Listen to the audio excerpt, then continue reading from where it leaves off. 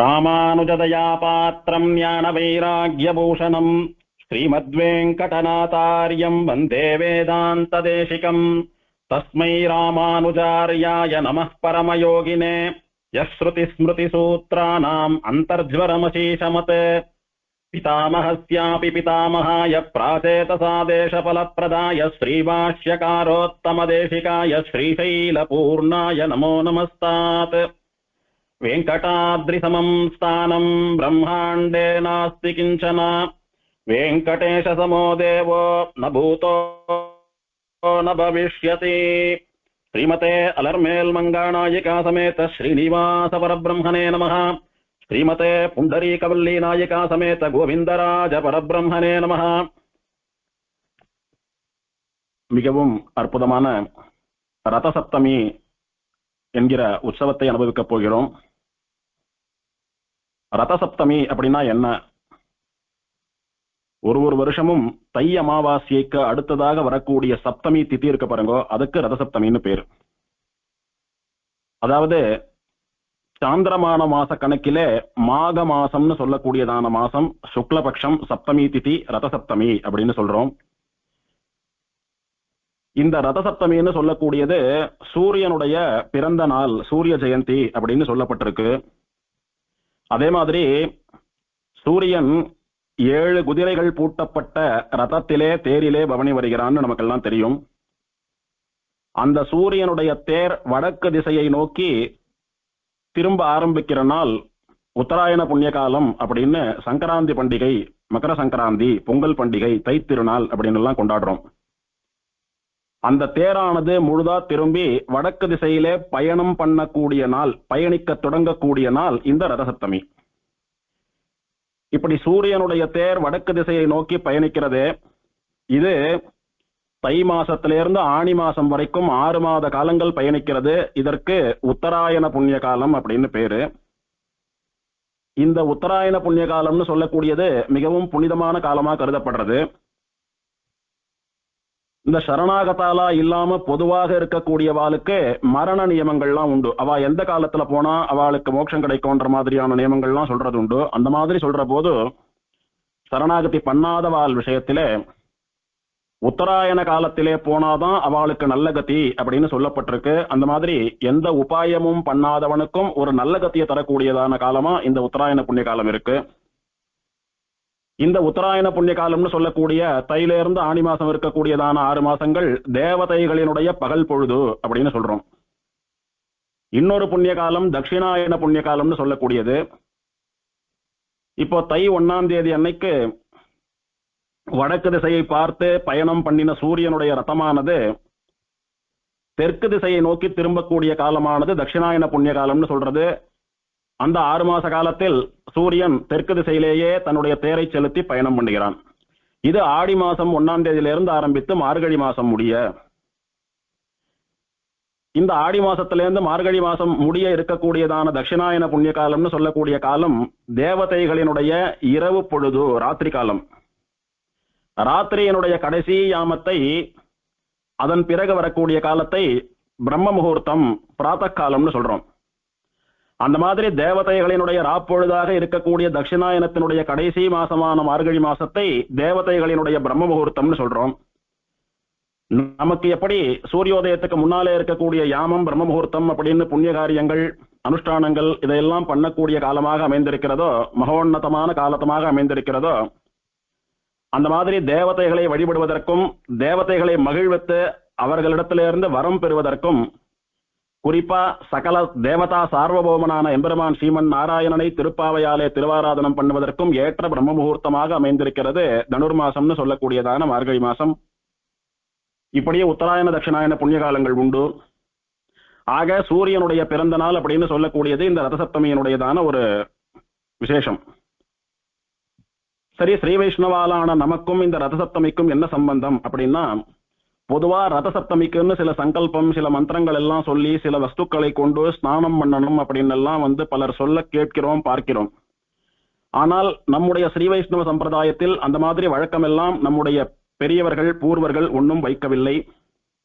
நாம் தினந்தோறும் கடைபிடிக்க வேண்டிய நித்திய அனுஷ்டானங்கள், ஸ்ரீ வைஷ்ணவர்களுடைய சதாச்சாரங்கள், ஆன்மீக தர்மம்னு சொல்றோமே, கார்த்தாலேருந்து ராத்திரி வரைக்கும் ஒரு வைஷ்ணவன் ஒரு பிராமணன் அனுஷ்டிக்கக்கூடிய தர்மம், அந்த தர்மத்திலும் ரதசப்தமி அனுஷ்டானம் என்பதாக ஒரு குறிப்பும் கிடையாது. அதனால ரதசப்தமி நமக்கு அனுஷ்டிக்கும்படியான எந்த ஒரு பண்டிகையோ ஸ்நானமோ ஒன்றும் கிடையாது.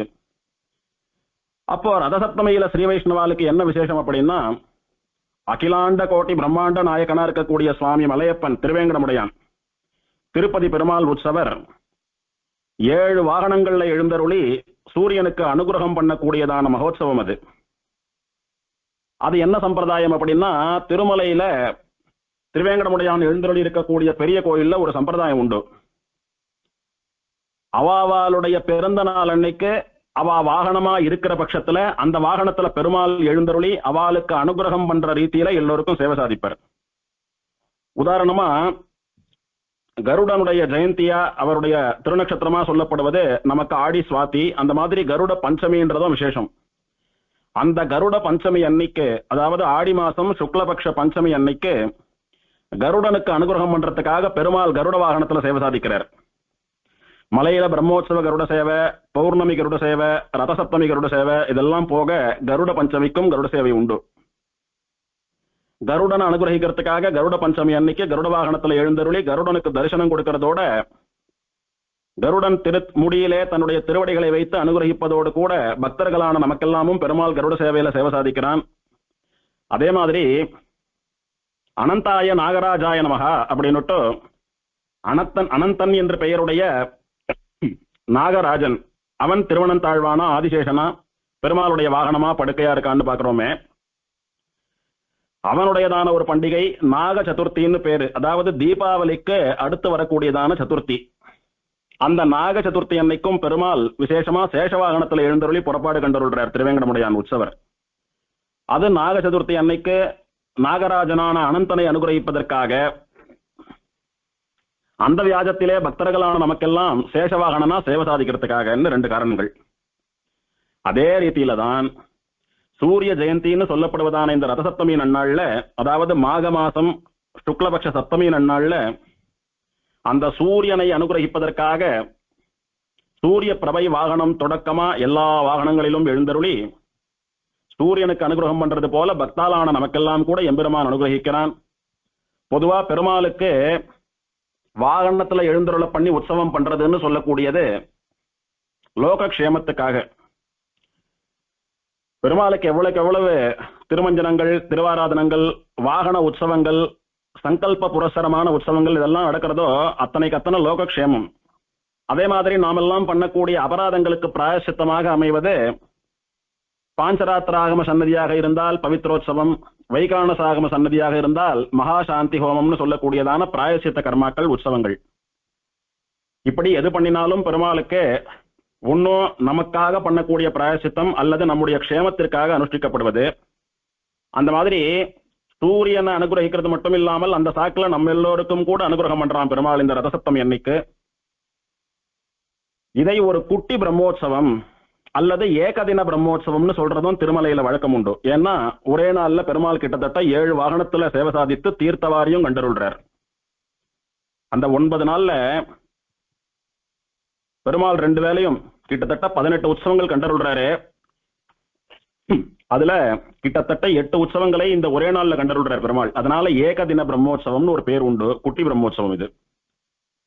இதை சேவிக்கிறவாளுக்கு எல்லா விதமான பாவங்களும் போய் ஆரோக்கியம் முதலான எல்லா செல்வங்களும் ஏற்படுகிறது. எம்பெருமானுடையதான பவித்திரமான கடாட்சம் ஏற்பட்டு அவர்களுக்கு இக பர சுகம் சித்திக்கிறது அப்படின்றது இந்த உற்சவத்தினுடைய பலன். இதே வழக்கப்படிதான் சூரிய ஜெயந்தி அன்னைக்கு ரதசப்தமி அப்படின்றதான உற்சவம் திருமலையிலே உபகிரமம் பண்ணப்பட்டது. இது நாளடைவில் திருமலையை பார்த்து நிறைய திவதேசங்கள்ல பண்ண ஆரம்பித்தா. அதுக்கு என்ன காரணம் அப்படின்னா, அந்த எம்பெருமான் உற்சவம் கண்டருள்வது போலவே நம்ம ஊர் பெருமாளும் உற்சவம் கண்டருளணும் அப்படின்ற ஆசை பக்தர்களுக்கு. அங்க நடக்கிறது போலவே நம்ம பெருமாளுக்கு நடத்தி பார்க்கணும். இது ஒரு காரணம். இன்னொரு காரணம், திருமலையில நாளுக்கு நாள் கூட்டமாயிண்டே போறது, ஜனங்கள்லாம் ரொம்ப நெரிசல் அவஸ்தப்படுறா, குழந்தைகள், வயசானவா, முடியாதவா, இவாள்லாம் அங்க போய் சேவிக்கிறது கஷ்டம். அதே பெருமாள் தானே எல்லா இடத்துலயும் இருக்கார். அதனால அவ ஊர்ல இந்த உற்சவத்தை எத்தனை முடியறதோ அத்தனை பண்ணி அனுபவிக்கலாம் அப்படின்ற ஒரு ஆசையிலையும் எல்லா ஊர்லயும் ஆரம்பிக்கப்பட்ட உற்சவம் இந்த உற்சவம். ஆனா பிரதானமா இது திருமலையில தான் முதல்ல ஏற்பட்டது.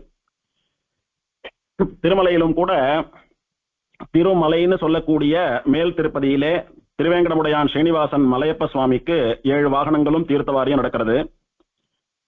கீழ் திருப்பதின்னு சொல்லக்கூடிய திருப்பதி, கோவிந்தராஜ பட்டணம், கோவிந்தராஜபுரம் என்கெல்லாம் சொல்லப்படுகிற எம்பெருமான் கோவிந்தராஜன் சன்னதியிலும் அவனுக்கு 7 வாகன உற்சவங்களோடு தீர்த்தவாரியம் நடைபெறுகிறது. திருச்சானூர்னு சொல்லக்கூடியதான அலர்மேல் மங்காபுரத்திலே பத்மாவதி தாயார்னு சொல்லக்கூடிய நம்முடைய அலர்மேல் மங்க தாயாருக்கும் 7 வாகன புறப்பாடு உண்டு. தாயாருக்கு தீர்த்தவாரி மட்டும் கிடையாது. இது தவிர சூரியன் தபஸ் பண்ணி சித்தி பெற்ற இடமான பாஸ்கர கஷேத்திரம்னு சொல்லக்கூடியதான திருக்குடந்தையிலே 6வது ஆழ்வானுக்கும் ரதசப்தமி உற்சவம் உண்டு. ஆனா கார்த்தால சூரிய பிரபை, சாயங்காலம் சந்திர பிரபை, 2 வாகனம் மட்டும்தான். திருமலை, திருப்பதி, திருச்சானூரை போலவே 7 வாகன புறப்பாடுகளும் தீர்த்தவாரியும் கண்டருளக்கூடிய பெருமாள் தொண்டை நாட்டு திவதேச பெருமாள் ஒருத்தர் இருக்கார். அவர் யாருன்னா திருநீர்மலை ரங்கநாத பெருமாள். திருநீர்மலையில பெரிய பெருமாள்னு சொல்லக்கூடிய ஸ்ரீரங்கநாதனுக்கு ஆச்சரியமா ஏகதின பிரம்மோற்சவம்னு சொல்லக்கூடிய இந்த ரதசப்தமி நடக்கும். 7 வாகன புறப்பாட்டுக்கு நடுவுல தீர்த்தவாரியும் ஆகும் பெருமாளுக்கு ஆச்சரியமா அந்த பெரிய புஷ்கரணியிலே. திருமலை, திருப்பதி, திருச்சானூர், திருநீர்மலையில 7 வாகனங்கள். இந்த பாஸ்கர கஷேத்திரமான திருக்குடந்தை, புண்ணியாவர்த்த கஷேத்திரமான வைத்திய வீரராகவன் எழுந்தருள் இருக்கக்கூடிய திருவள்ளூர், லக்ஷ்மி கஷேத்திரம்னு சொல்லக்கூடிய திருநின்றவூர் பக்தவத்சலன் சன்னதி, சத்தியவிரத கஷேத்திரம்னு சொல்லக்கூடிய காஞ்சி தேவபெருமாள் சன்னதி, ஆச்சரியமா நிருசிம்ம கஷேத்திரமா இருக்கக்கூடிய திருக்கடிகை, சோழசிம்மபுரம் அக்காரக்கணி எம்பெருமான், இவாளுக்கெல்லாம் கார்த்தால சூரியோதயத்தின் போது சூரிய வாகனம் 1, சாயங்காலம் சந்திரோதயத்தின் போது சந்திரப்பிரபை வாகனம் 2ன்னு 2 உற்சவங்கள் நடக்கிறது. இப்படி ரதசப்தமி 7 வாகனங்களாகவும் 2 வாகனங்களாகவும் சிற்சில திவதேசங்களில் மட்டுமே நடக்கிறது. 108 திவதேசங்கள்லயும் இந்த உற்சவம் உண்டுன்னு சொல்ல முடியாது. ரொம்ப குறைந்த இடங்கள்ல தான் நடக்கிறது. அதிலே ஜெகத் பிரசித்தமா திருமலையிலே நடக்கக்கூடிய ரதசப்தமி உற்சவம் என்பது லோக பிரசித்தி. சுமார் அன்னைக்கு ஒரு நாள் மட்டும் 3 லட்சம் பேருக்கு குறையாம பெருமாள் சேவிக்கிறதா தேவஸ்தானத்தார் தெரிவிக்கிறார். அன்னைக்கு சூரியோதயத்துக்கு முன்னாலேயே பெருமாள் சித்தமா சூரிய வாகனத்துல, சூரிய பிரப வாகனத்துல எழுந்தருளி இருக்கிறார். சர்வாலங்கார பூஷிதராக எழுந்தருளி இருக்கிறார். எப்போது சூரியன் உதிப்பான், அவனுக்கு அனுகிரகம் பண்ணலான்னு பக்தனை நோக்கி பெருமாள் காத்திருக்கிறார். சூரிய உதயம் ஆனாவிட்டு பெருமாள் அவனுக்கு சேவை கொடுக்கிறார். பெருமாள் வாகன மண்டபத்திலிருந்து வெளியே வந்து கிழக்கு திசையை நோக்கி சூரியனுக்காக காத்துட்டு இருக்கார், பக்தனுக்காக காத்துட்டு இருக்கார். எப்படி நாமெல்லாம் வந்து ஒரு முறையான சேவிக்க மாட்டோமான்னு சொல்லி 7 மலைகளுக்கு மேல நின்றுண்டே கால் வலிக்க பெருமாள் காத்துட்டு இருக்கானோ, அந்த மாதிரி சூரியன் சொல்லக்கூடிய ஒரு பக்தன் ஒரு கைங்கரியவரனுக்காக பெருமாள் காத்துட்டு இருக்கார். சூரிய உதயம் ஆனாவிட்டு சூரியன் தன்னுடைய கிரணங்கள்னு சொல்லக்கூடிய ஒளி கதிர்களினாலே பெருமாளை விழுந்து சேவித்து, அந்த ஒளி கதிர்களினாலே பெருமாளுக்கு ஹாரத்தி பண்ணுவது போல பண்ணி, அந்த ஒளி கதிர்களினாலே பெருமாளுக்கு திருமஞ்சனம் எல்லாம் பண்ணி ஆராதனை பண்ணி, எல்லாம் தன்னுடைய ரஷ்மின்னு சொல்லக்கூடிய கதிரினாலே அந்த ஒளியினாலே பெருமாளுக்கு சர்வ திருவாராதனத்தையும் சூரியன் பண்ணி பெருமாள் அனுபவிக்கிறான். அதெல்லாம் அவன் பண்ற வரைக்கும் கொஞ்ச நேரம் வெயில் பட்டாலும் பரவாயில்லன்னு கிழக்கு திசையை நோக்கி சூரியனுக்கு அனுகிரகம் பண்ணிட்டு பெருமாள் அவனை சாக்கா வச்சிருந்து பக்தர்களான நமக்கெல்லாம் அனுகிரகம் பண்ணுவதற்காக மாடவீதிகள்ல புறப்பாடு கண்டருள்றான். லட்சோபலட்சம் ஜனங்கள் சுவாமி புஷ்கரணி கரையிலே ஆனந்த நிலைய விமானத்தை சுற்றி இருக்கக்கூடியதான மாடவீதிகள்ல முதல் நாள் சாயங்காலத்திலிருந்தே இடத்தை விட்டு அசையாமல் பசியோடும் பட்டினியோடும் தூக்கத்தோடும் அந்த குளிரையும் பொருட்படுத்தி கொண்டு எம்பெருமானுடைய வரவை நோக்கி காத்துருக்கா. இவா இப்படி மணிக்கணக்கில் பட்ட கஷ்டம், குளிர், வாட்டம் இதெல்லாம் எம்பெருமான வாகனத்துல சேவிக்கிறச்ச பஞ்சா பறந்து போறது. பெருமாள் அங்க எழுந்தருள்றார் அப்படின்னு தெரிஞ்சாவிட்டு இவாளுடைய தூக்கம், கலக்கம், நடுக்கம் இதெல்லாம் போயிடுறது. பெருமாள் எப்போ கிட்டக்க எழுந்தருள்வார், பெருமாளை எப்போ சேவித்து அனுபவிக்கலாம் என்பதாக இவர்களுடைய பகவத் சேவா ருச்சி அதிகரிக்கிறது. எல்லோரும் கோவிந்தா கோவிந்தா என்று இந்த எம்பெருமான் எழுந்தருள்கிற போது அனுபவிக்கக்கூடியதான அந்த பகவன் நாம சங்கீர்த்தன சப்தத்தினுடைய மகிமையை திருமலையில கேட்கலாம். இப்படி சூரிய ஜெயந்தி அன்னைக்கு சூரியனை அனுகிரகிக்கக்கூடிய ரீதியிலே முதல் வாகனம் சூரிய பிரபை வாகனம். அதுல பெருமாள் சூரிய நாராயணனாக எழுந்தருள்கிறான். சூரிய நாராயணன்னா என்ன? இப்போ அக்னி பகவான், வாயு பகவான், வருண பகவான் அப்படின்னு அக்னி, வாயு, வருணன் இவாளையெல்லாம் மரியாதையா ஔபச்சாரிக்கமா பகவான்னு சேர்த்து சொல்றது போல சூரியனை சூரிய நாராயணன் அப்படின்னு ஔபச்சாரிக்கமா சொல்றோம். ஒரு மரியாதைக்காக சொல்லக்கூடியதுன்னு பல பேர் நினைச்சுட்டு இருக்கோம். அது கிடையாது. சூரியன் வேற, சூரிய நாராயணன் வேற. சூரியன் சொல்லக்கூடியவன் நவகிரகங்கள்ல ஒருத்தனா, அந்த குடும்பத்துக்கு தலைவனாக இருக்கக்கூடிய ஆதித்யன், திவாகரன். சூரிய நாராயணன் அப்படின்னா சூரிய மண்டலத்திற்கு நடுவிலே வசிக்கக்கூடிய ஸ்ரீமன் நாராயணன். யதா சர்வகதோ விஷ்ணு ததைவ க்ஷீரசாகரே யதா சூரிய மண்டல மத்தியஸ்தே அப்படின்னு எல்லாம் ஸ்தல புராணங்கள்ல நிறைய பார்க்கிறோம். எம்பெருமான் எப்படி திருப்பார்கடல்ல எப்போதும் வாசம் பண்றானோ, எம்பெருமான் எப்படி எப்போதும் ஸ்ரீவைகுண்டத்துல நித்தியவாசம் பண்றானோ, எம்பெருமான் எப்படி எப்போதும் சூரிய மண்டலத்துக்கு நடுவிலே இருந்து கொண்டு சூரியனை ஆட்டி வைக்கிறானோ, அந்த மாதிரி இந்த திவதேசத்திலும் பெருமாள் சிரவாசம் பண்ணுகிறான் அப்படின்னு திருமலை, காஞ்சிபுரம் முதலான எத்தனை திவதேசங்கள் அனுபவிச்சோம். இதுல இருந்து என்ன தெரியறதுன்னா, ஸ்ரீவைகுண்டம், திருப்பார்கடல், ஸ்வேத தீபம் இதெல்லாத்தையும் போல சூரிய மண்டலமும் கூட பெருமாளுடைய நிரந்தர வாசஸ்தானமா இருக்கிறது. நாம எல்லாம் காயத்ரி மந்திரத்தை சொல்லி சந்தியாவந்தனம் பண்ணி அர்க்கியம் எல்லாம் விடுறோமே, அந்த காயத்ரி மந்திரம் யாரை துதிக்கிறது, யார் விஷயமா பண்ணப்படக்கூடியதான அனுஷ்டானம் அது யாரை கொண்டாடுறது, யாரை ஸ்தோத்திரம் பண்றது? எவன் ஒருத்தன் சூரிய மண்டலத்திற்கு அதிபதியா இருந்துண்டு அந்த சூரியனை இயக்குவது மூலமாக அண்ட சராசரங்களையும் இயக்கி கொண்டிருக்கிறானோ, எவனுடைய அனுகிரகத்தினாலே என்னுடைய புத்தியானது வேலை பண்ணுகிறதோ, எவனுடைய ஞான கட்டாட்சத்தினாலே என்னுடைய அஞ்ஞானம் தூள் தூளாக போகிறதோ, அந்த சூரிய மண்டல அந்தர்வர்த்தியா சூரியனுக்கும் அந்தர்யாமியாக இருக்கக்கூடிய ஸ்ரீமன் நாராயணனின் பொருட்டு என்னுடைய நமஸ்காரங்கள் அப்படின்னு அந்த காயத்ரி மந்திரத்தினுடைய சாரமான அர்த்தம். ஆக சூரிய நாராயணன் சொல்லக்கூடியவன் ஆதித்ய மண்டலத்துக்கு நடுவில் இருக்கக்கூடிய எம்பெருமான் ஸ்ரீ மகாவிஷ்ணு ஸ்ரீமன் நாராயணன். எப்போதும் சூரியனுக்கு நடுவுல பெருமாள் இருந்துட்டு அனுகிரகம் பண்றார் சூரியனுக்கு. அப்பேற்பட்ட பெருமாள் இங்கே அர்ச்சாவதாரமா விக்கிரகமா எழுந்தருள் இருக்கக்கூடிய கோயில் திருமலையிலையும் பெருமாள் இங்க விக்கிரகமா எழுந்தருள் இருக்கார். சூரியன் இங்க வாகனமா சூரிய பிரபையா இருக்கான். ரியாலிட்டியில எப்படி சூரிய மண்டலத்துக்கு நடுவுல பெருமாள் இருக்காரோ அந்த மாதிரி அர்ச்சாவதாரமா பெருமாள் இருக்கிறச்ச சூரியன் வாகனமா இருந்து பெருமாளுக்கு கைங்கரியம் பண்றான். அந்த சூரிய வாகனத்திலே எழுந்தருளி அந்த சூரியனுக்கு மேலே தன்னுடைய திருவடிகளை சாத்தி அவனுக்கு முதல் அனுகிரகத்தை பெருமாள் பண்றார். சதா சர்வகாலம் வருஷம் 365 நாளும் அவனுடைய லோகத்துல அவனுக்கு நடுவுல இருந்துட்டு அவன் அனுகிரகிச்சுண்டு அவனுடைய புத்தியை இயக்கி அவன் மூலமா எல்லோருக்கும் அனுகிரகம் பண்ணிட்டு இருக்கிற பெருமாள். விசேஷமா அவனுடைய பிறந்த நாள் அன்னைக்கு, இப்ப நாம எல்லாம் பிறந்த நாள் அன்னைக்கு கோவில்ல போய் பெருமாள் சேவிக்கிறோமோ இல்லையோ, அந்த மாதிரி அவனுடைய ஜென்ம தினமான ரதசப்தமி அன்னைக்கு விசேஷமா திருமலை கஷேத்திரத்திலே பெருமாளை சேவித்து ஆராதனம் பண்றதுக்காக உதிக்கிறான். அப்படி உதிக்கிற சமயத்துல அவனுக்கு பண்ணக்கூடிய அனுகிரகமா அவனுடைய வாகனத்துல பெருமாள் அவனுக்கு சேவை சாதித்து, ஒன் மண்டலத்துல நான் வசிக்கிறபடினாலே ஒன் வாகனத்துல முதல் சேவை உனக்கு கொடுக்கிறேன், அனுகிரகம் பண்றேன்னு அவனுக்கு அனுகிரகம். அதுக்கு அடுத்தபடியா 7 வாகனங்கள் சூரிய பிரபையோடு சேர்த்து பெருமாளுக்கு. சூரிய பிரபையில சூரிய நாராயணனா சேவை சாதிச்சா விட்டு 2வது வாகனம் பெருமாளுக்கு சின்ன சேஷ வாகனம்னு சொல்லக்கூடியதான வாகனம். இந்த வாகனத்துல பெருமாள் மட்டும் நிக்கிறதுக்கு தான் இடம் இருக்கும். உபயநாச்சிமாரெல்லாம் இங்க இடம் பெற முடியாது.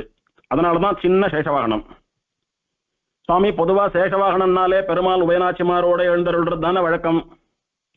கருட வாகனம், அனுமந்த வாகனம் முதலான வாகனங்கள்ல பெருமாள் மட்டும் எழுந்தருள்வார். சேஷ வாகனத்துல பரமபதநாதனா உபயநாச்சிமார்களோட பெருமாள் எழுந்தருள்றது தானே வழக்கம் நமக்கெல்லாம். அப்படின்னா திருமலையில மட்டும்தான் சின்ன சேஷ வாகனம், பெரிய சேஷ வாகனம்னு 2 வாகனம். திருமலையில என்ன உண்டோ அதுவே திருச்சானூர்லயும் திருப்பதியிலையும் உண்டு. இதுக்கு என்ன தாத்பரியம்னா, பிருக மகர்ஷி பெருமாளுடைய மார்பிலே உதைத்தார், பிராட்டி கோச்சுண்டு பூலோகத்துக்கு வந்துட்டா. இப்போ ஒரு பொய் கோபம் கொண்டு பெருமாளை பிரியறது போல வேஷமிட்டு கொண்டு பிராட்டி பூலோகத்துக்கு வந்துட்டா. பெருமாள் தனியா இருக்கார். பிராட்டியை சேரணுன்றதுக்காக தேடிண்டு வரார் பெருமாள். வந்த பெருமாள் திருவேங்கட மலைக்கு மேல வராக பெருமாள் இடத்துல அனுமதி பெற்றுக்கொண்டு நின்று கொள்கிறார். நின்றுண்டு அங்க பெருமாள் சேஷாத்ரிநாதனா இருந்துட்டு பிராட்டியை தேடி தபஸ் பண்ணிட்டு இருக்கார் பெருமாள். சேஷன் சொல்லக்கூடிய திருவனந்தாழ்வான் ஆதிசேஷன் திருமலையா படுத்துட்டு இருக்கார் அப்படின்னு திருவேங்கடமுடையானுடைய வைபவத்தில் அனுபவித்தோம். அதனால சேஷன் அத்ரியா மலையா இருக்கக்கூடியது சேஷாத்ரின்னு சொல்லக்கூடிய திருவேங்கடமலை சேஷாச்சலம். அதுக்கு நாதனா பெருமாள் நின்னான். அந்த சேஷாத்ரின்னு சொல்லக்கூடிய திருவேங்கடமலைக்கு நாதனாக இருந்து கொண்டு பிராட்டி எங்க இருக்கிறான்னு தன்னுடைய திருஷ்டினாலே பார்த்துட்டு இருந்தான் பெருமாள். அப்படி பிராட்டியை திருமகளை தேடிக்கொண்டு தனியாக வந்து சேஷாத்ரிநாதனா சேஷாச்சலம்னு சொல்லக்கூடிய திருமலைக்கு மேலே நின்ற கோலம்தான் இந்த சின்ன சேஷ வாகனத்துல பெருமாள் மட்டும் வரக்கூடிய கோலம். இந்த வாகனம் ஏன் சின்னதா இருக்கு? பெருமாளுக்கு எப்போ எப்படி மாறணுமோ அப்படி மாறக்கூடியவன் தானே திருவனந்தாழ்வான். சென்னால் குடையாம் இருந்தால் சிங்காசனமாம்னு பெருமாள் உபயநாச்சிமாரோட எழுந்தருளணும்னா அதுக்கேற்ற மாதிரி தன்னுடைய திருமேனியை அப்படி பெருக்கிக்கிறான். இப்போ பெருமாள் மட்டும் எழுந்தருளணும்னா திருமேனியை குறுக்கிக்கிறான். அந்த மாதிரி குறுக்கின்ற அளவுதான் இந்த சின்ன சேஷவாகனம். ஆக திருமகளை தேடிக்கொண்டு வந்து சேஷாத்ரிநாதனாக நின்ற கோலத்திலே சின்ன சேஷவாகனத்திலே சூரியனுக்கும் நமக்கும் எல்லாம் பெருமாள் அனுகிரகம் பண்ணி சேவை சாதிக்கிறான். அடுத்தது பெருமாள் அப்படின்னு சொன்னாலே நமக்கெல்லாம் ஞாபகம் வரக்கூடியதான பிரதானமான பரதத்துவ நிர்ணயம் பண்ணக்கூடியதான கருட சேவை. எம்பெருமான் ஸ்ரீமன் நாராயணனை தவிர வேறு யாருக்கும் கருட வாகனம் கிடையாது. திருமழிசை பிரான் சாதித்தார், திருவில்லா தேவரை தேரேன் மின் தேவு. லக்ஷ்மி சம்பந்தம் இல்லாதவனை ஈஸ்வரன் தெய்வம்னு ஒத்துக்க மாட்டேன். அதுபோல லக்ஷ்மி சம்பந்தம் எப்படி பரமாத்மாவுக்கு ஒரு அடையாளமோ அதே மாதிரி கருட வாகனமும் பரமாத்மாவுக்கு ஒரு அடையாளம். கருடன் மேல வராருன்னா சாட்சாத் பெருமாள் தான், வேற யாரும் கிடையாது. அந்த மாதிரி கருட வாகனத்திலே வந்து தான் பரம்பொருள் என்பதை பெருமாள் நிலைநாட்டுகிறான். ஆழ்வார் சாதிக்கிறார், பறவையேறும் பரம்பொருளா. கருடன்னு சொல்லக்கூடிய பறவை மேல ஏறி வரக்கூடிய பரமபுருஷனே என்றார். மற்ற வாகனங்களை எல்லாம் சொல்லி பரமபுருஷான்னு சொல்லல. ஏன்னா சூரிய பிரபையோ சந்திர பிரபையோ ஹம்ச வாகனமோ ஒரு சிம்ம வாகனமோ யாலி வாகனமோ இதெல்லாம் யாருக்கு வேணாலும் பண்ணிக்கலாம், யாரை வேணாலும் அது மேல ஏத்தலாம், ஒன்றும் பிரச்சனை இல்லை. ஆனா கருட வாகனம் அப்படின்னா யாருக்கு அந்த வாகனம் உண்டோ அவனுக்கு மட்டுமே அது. அதனால இவன் பரம்பொருள் என்பதை காட்டும் முகமா கருடனுக்கு மேல வந்துட்டு இருக்கான். அதுக்கு ரெண்டு தாத்பரியம். ஒன்னும் பரம்பொருளான இவனுக்குத்தான் கருட வாகனம், இவனுடைய வாகனம் தான் கருடன், அதனால இவன் அது மேல வந்துட்டு இருக்கான், இதனால இவன் பரதத்துவம். இன்னொன்னு கருடன் வேதமயன், வேதமயமாக இருக்கக்கூடியவன். வேதங்கள் எவனை பரம்பொருள் என்று காட்டிக் கொடுத்ததோ அந்த பரம்பொருள் இதோ வந்து கொண்டிருக்கிறான், என் மேல திருவடியை தொங்க போட்டு உட்கார்ந்து இருக்கான், இவனை சேவித்துக்கோங்க, இவனை சேவிச்சுண்டு உங்களுடைய சம்சார தாபத்தை நீக்கிக் கொண்டு அவன் திருவடிகளை அடையுங்கோள் அப்படின்னு வேதமயனான கருடன் நமக்கெல்லாம் காட்டி கொடுப்பது போல இருக்கக்கூடியது இந்த கருட சேவை. இப்படி ரெண்டு காரணங்கள், ரெண்டு தாத்பரியங்கள் கருட சேவைக்கு. இப்படி தான் பரம்பொருள் என்பதை நிரூபிக்கக்கூடிய கருட சேவையிலே பெருமாள் சூரியனுக்கு சேவை சாதித்து நம்ம எல்லோருக்கும் கூட சேவை சாதிக்கிறான். திருமலைக்கும் கருட சேவைக்கும் ஒரு விசேஷமான பொருத்தம் உண்டு. எத்தனையோ தேவதைகள், எத்தனையோ ரிஷிகள், எத்தனையோ பக்தால் இந்த திருமலையிலே சுவாமி புஷ்கரணி கரையிலும் ராமகிருஷ்ண தீர்த்தம், குமாரதாரா தீர்த்தம், தும்புர் தீர்த்தம் முதலான பல தீர்த்தங்களினுடைய கரையிலும் பகவானுடைய வரவை எதிர்நோக்கி தபஸ் பண்ணினான். அப்போ பல பேருக்கும் பெருமாள் சர்வாலங்கார பூஷிதனா மார்பிலே பிராட்டி தெரிய கருட சேவையில தான் சேவை கொடுத்தான் அப்படின்னு திருவேங்கட ஸ்தல புராணத்திலே அனுபவித்தோம். அதன்படி பல பக்தர்களுக்கு பிரத்யட்சமா கருட சேவையிலேயே சேவை கொடுத்த பெருமாள் இன்னைக்கு யாரும் தபஸ் பண்ணாமலேயே தேடி வந்து கருட சேவையில சேவை சாதிக்கிறான் அப்படின்னு சொன்னா, முன்னொரு நாள் இந்த திருமலையிலே அவன் சாதித்த அதே சேவையை நமக்கெல்லாம் கேவலம் கிருபையினாலே சாதித்துக் கொண்டிருக்கிறான். அதனால திருமலையில கருட சேவை விசேஷம், பொதுவாகவே கருட சேவை விசேஷம். திருமலை கருட சேவை எத்தனை விசேஷம்னா, எதுக்கு சுவாமி திருவேங்கடமுடையானுக்கு மட்டும் மாசத்துக்கு ஒரு கருட சேவைன்னு வருஷத்துல இத்தனை கருடோத்சவம் நடக்கிறது அப்படின்னா, அத்தனை பேருக்கு கருட வாகனனா பெருமாள் சேவை கொடுத்திருக்கான். ஸ்தலபுராணத்தை பார்த்தா தெரியும். 11,000 ஸ்லோகங்களாலே சொல்லப்பட்ட ஸ்தலபுராணத்திலே விரல் விட்டு எண்ண முடியாதபடி அத்தனை பேருக்கு பெருமாள் கருட சேவையில சேவை சாதித்தான். அதே மாதிரி இன்னைக்கும் வருஷாவதாரமா இருக்கிறச்சேயும் நிறைய கருட சேவை. பிரதானமான பிரம்மோற்சவத்துல வரக்கூடிய புரட்டாசி கருட சேவையை சேவிக்க முடியாதவா, கூட்டம் ஜாஸ்தி இருக்குன்னு நினைக்கிறவாள்லாம் யாருக்கு எப்ப முடியறதோ சௌகரியமோ அப்ப வந்து சேவித்த அனுகிரகம் பெரும்படியான அனுபவிக்கும்படியான ஒரு பெருமாளுடைய தயை தான் இது.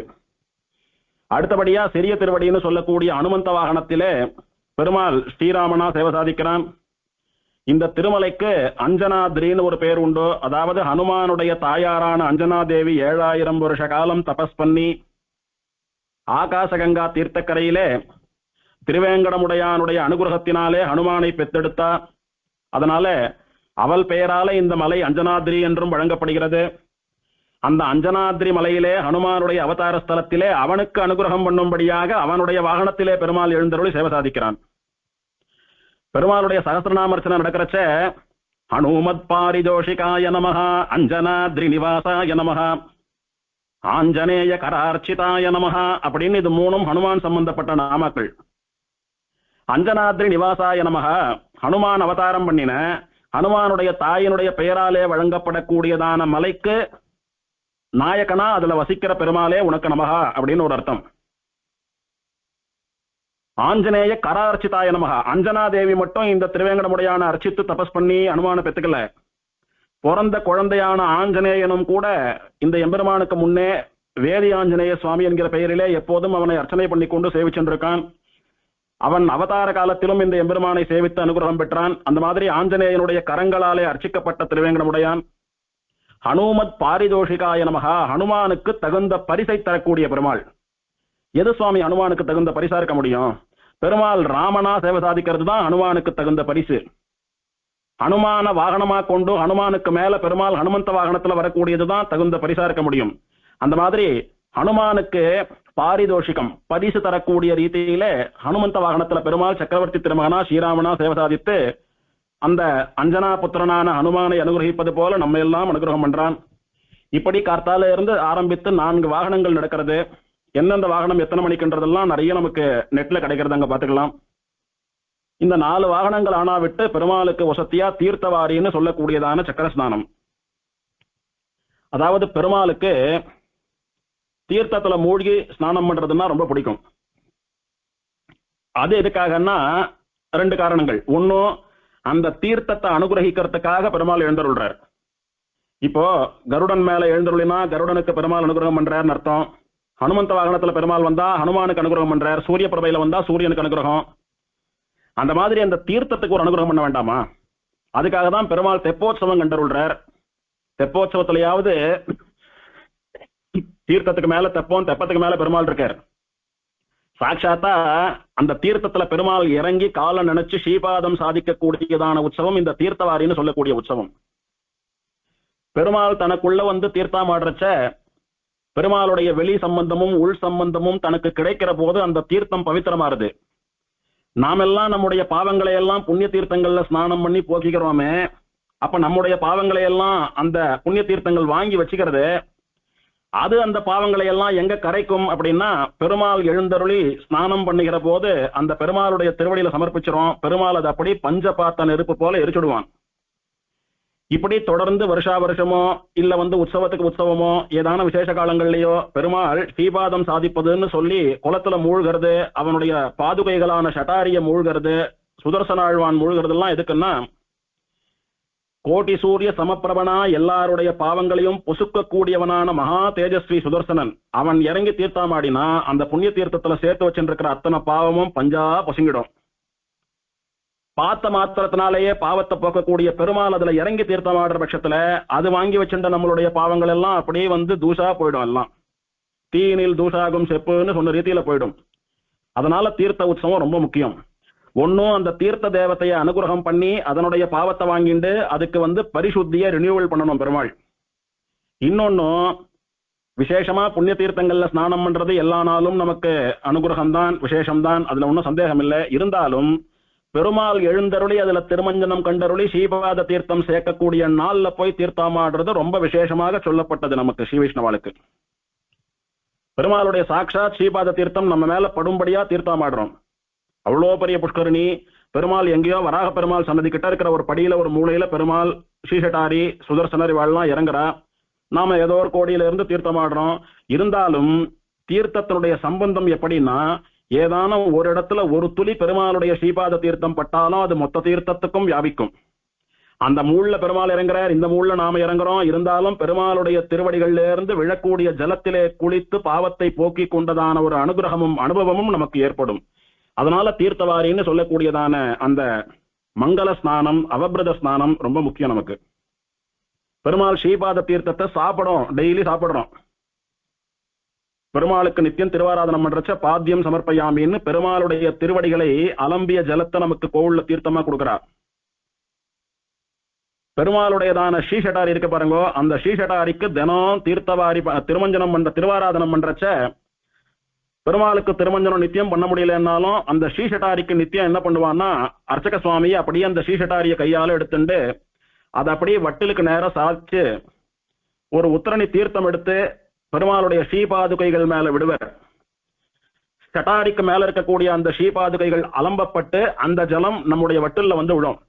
அதை நமக்கு தீர்த்தமா கொடுப்பா. இப்படி பகவானுடைய ஸ்ரீபாத தீர்த்தத்தை தினம் சாப்பிடுறோம். நாம கோவிலுக்கு போற பட்சத்துல தினம் சாப்பிடுறோம். ஆத்துல சாலகிராம் பெருமாள் திருவாராதனம் பண்ணி சாப்பிடுறதுக்கும் பெருமாள் ஸ்ரீபாத தீர்த்தம் தினம் கிடைக்கிறது நமக்கு, உள்ளுக்கு சாப்பிட்டுடுறோம். என்னைக்காவது ஒரு நாள் பெருமாளுடைய ஸ்ரீபாத தீர்த்தத்துல குளிக்கக்கூடிய பாக்கியம் வேண்டாமா? அப்படி பகவானுடைய ஸ்ரீபாத தீர்த்தத்துல ஸ்நானம் பண்ணக்கூடிய பாக்கியம் தான் இந்த தீர்த்தவாரின்னு சொல்லக்கூடியதான உற்சவம். இத ஆந்திர தேசத்து ஜனங்கள் சக்கர ஸ்நானம் அப்படின்றான்.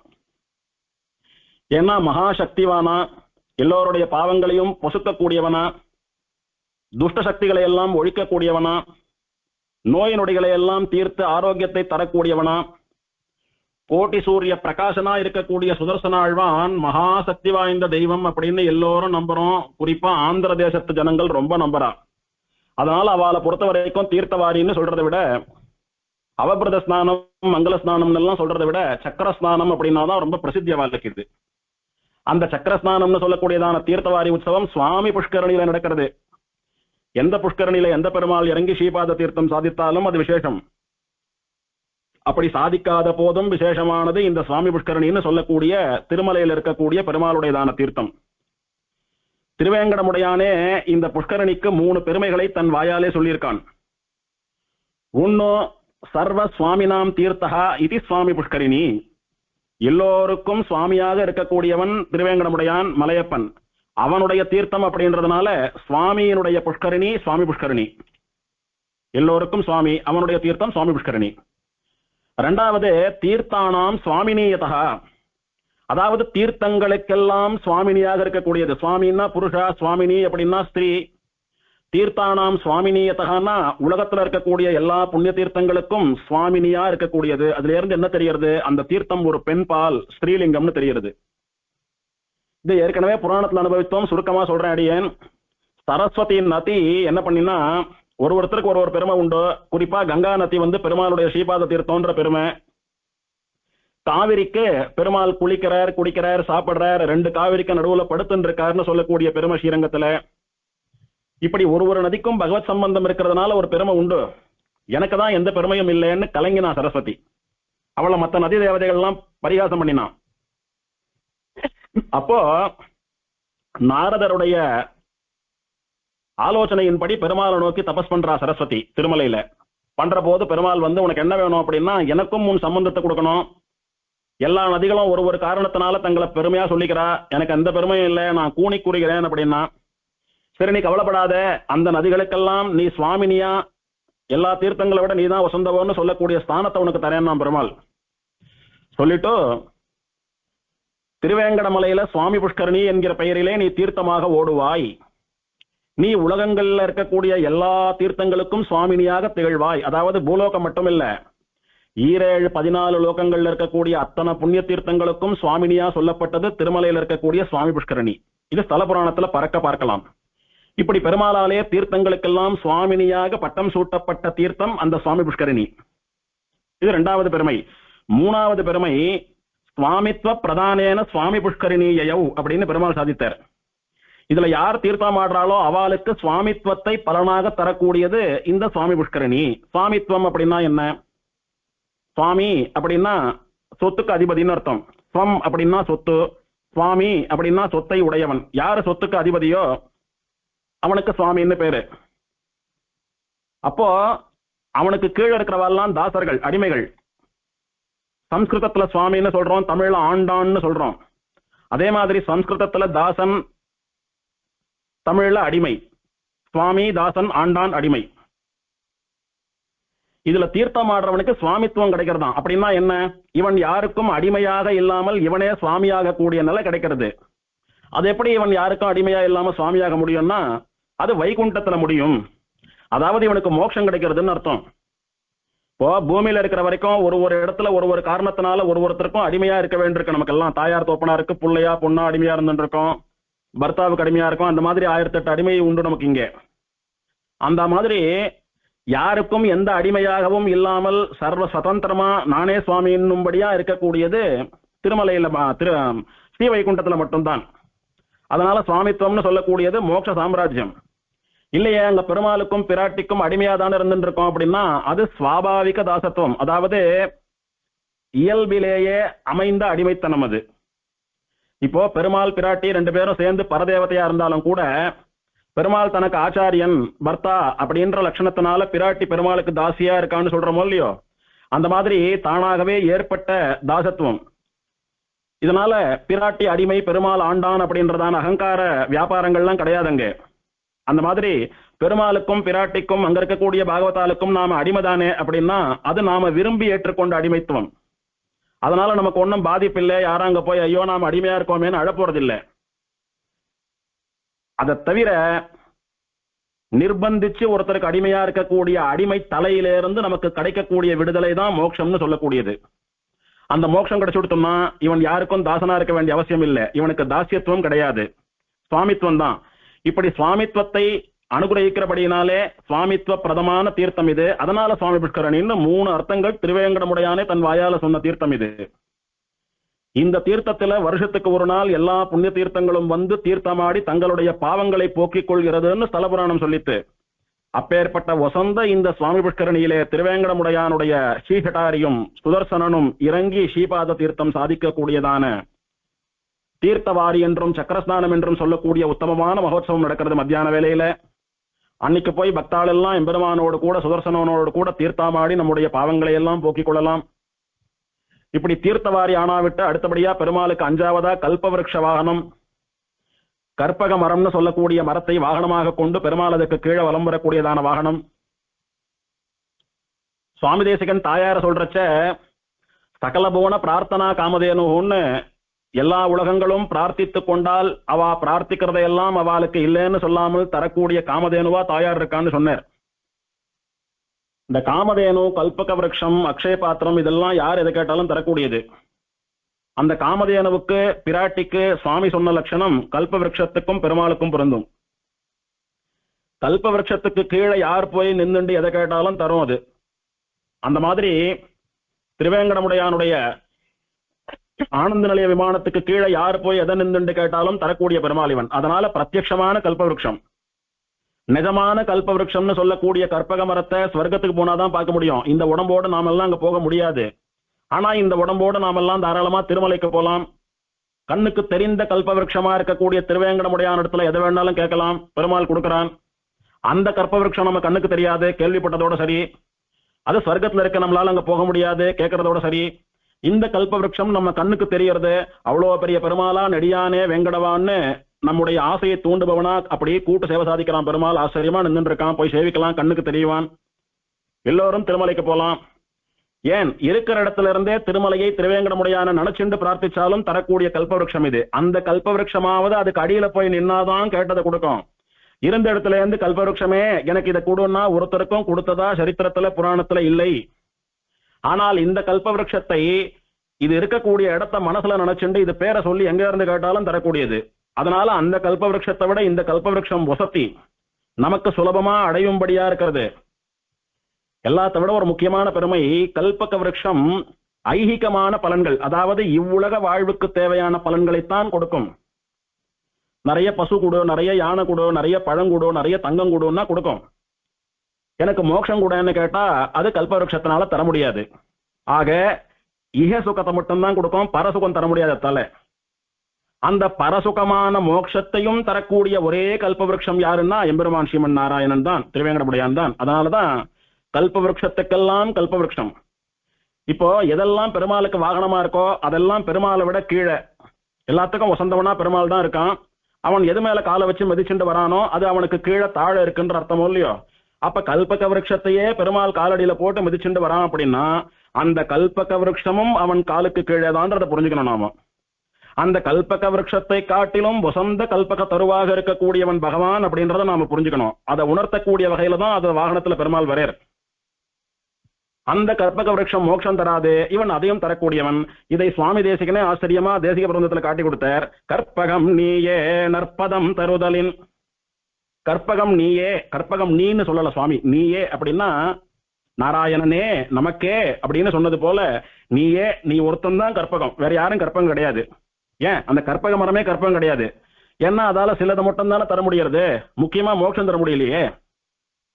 சரி, மோட்சம் பெருமாள் கொடுப்பானா? கொடுப்பான்னு சொல்றார். நற்பதம் தருதலின், சாஸ்வதமான நிலையான, யாருக்கும் எந்த அடிமையையும் செய்ய வேண்டாததான, சதா சர்வகாலமும் ஆனந்தத்தோடும் ஞானத்தோடும் பிரகாசிப்பதான ஸ்ரீவைகுண்டம்னு சொல்லக்கூடியதான மோட்ச சாம்ராஜ்யம் இருக்கிறது. அந்த நற்பதம், நல்ல பதத்தை தரக்கூடிய கற்பகம் யாருன்னா எம்பெருமான் தான். கற்பகம் நீயே நற்பதம் தருதலின், அப்படி மோட்சத்தையும் தரக்கூடிய கல்பவிருஷம் நான் தான் சொல்லிண்டு கல்பக விருட்சத்தை எல்லாம் தேடி அலைய வேண்டாம், நானே இருக்கேன், என்னிடத்துல சரணாகதி பண்ணு, மோட்ச பரியந்தம் எல்லாம் தரேன்னு சொல்லும்படியா பெருமாள் சேவை சாதிக்கக்கூடிய வாகனம் கல்பவிருஷ வாகனம். அதுக்கு அடுத்தபடியா சர்வ பூபால வாகனம்னு சொல்லக்கூடிய வாகனத்துல பெருமாள் சேவை சாதிக்கிறார். இது பொதுவா நம்ம தேவப்பெருமாளுடைய புண்ணியகோட்டி விமானம் போலே இருக்கக்கூடிய வாகனம். இது திருமலை, திருப்பதி, திருச்சானூர் 3 இடத்துலயும் உண்டு. இந்த விமானத்துக்கு மேல புஷ்ப சரங்களை எல்லாம் தொங்க விட்டு புஷ்பாலங்காரம் எல்லாம் பண்ணி ஆச்சரியமா பெருமாள் அதுல எழுந்தருள்வர். சர்வ பூபால வாகனம் அப்படின்றதுக்கு 2 அர்த்தம் உண்டு. இப்ப நாம இருக்கிறது ஒரு பூமி. இந்த பூமியை போல பல பூமிகள் உண்டு, பல 7 14 லோகங்கள், பல அண்டங்கள், பல பிரம்மாண்டங்கள் உண்டுன்னு சொல்றா. இந்த ஒரு பூமி மட்டும் இல்லாமல் எல்லா பூமிகளையும் எல்லா லோகங்களையும் பாலனம் பண்ணக்கூடியவனா அந்த வாகனத்துல வரக்கூடிய பெருமாள் இருக்கார் அப்படின்னு சர்வ பூபால வாகனம். இன்னொன்னு பூபாலன் அப்படின்னா ராஜான்னு அர்த்தம், பூமியை பாலனம் பண்றவன்.